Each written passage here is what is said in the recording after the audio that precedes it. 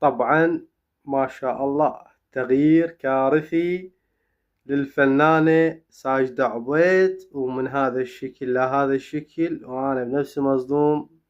وانتم راح تشوفون هذا الفيديو أكيد راح تنصدمون وتقولون هاي الفنانة ساجدة عبيد اللي نسمع أغانيها وين جيل جيل جيل، وما شاء الله أنه عمرها قرب على 80 سنة، أو خلينا نقول هي دخلت بعمر 80 سنة، وما شاء الله رجع الشباب من 80 سنة إلى 20 سنة، وإن شاء الله لها طولة العمر.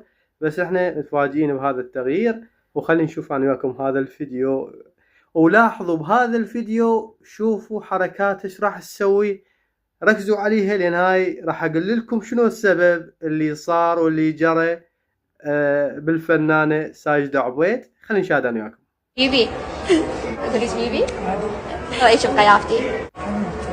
طبعا شفتوا الفنانة ساجدة عبيد ما شاء الله، يعني من هذا الحال إلى هذا الحال، وإن شاء الله بأحسن الأحوال نتمنى لها.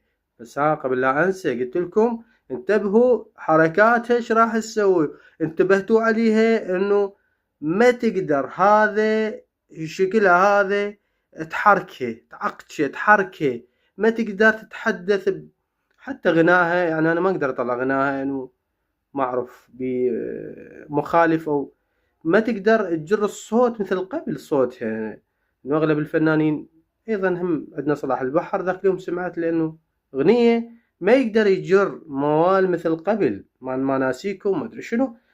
المهم شفتوا حبايبي هذا شكلها ما شاء الله، وإحنا كعراقيين راضين على هذا التجميل. أنا واحد من الناس 3 سنوات 4 5 أنا كيوتيوبر قبل كنت رافض العمليات التجميل، بس بهذا الشكل أنا أول واحد منتمي لعمليات التجميل.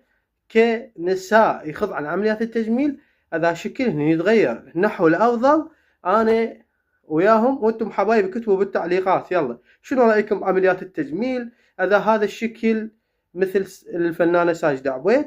احنا نتمنى لها كل التوفيق والعمر الطويل ان شاء الله، وترجع احسن وافضل من قبل. كتبوا لنا رايكم بالتعليقات لا تنسون. وقبل لا هاي طلب صغيروني، اللي ما مشترك بالقناة يشترك ودعبلوا لنا لايك لهذا الفيديو. باي باي.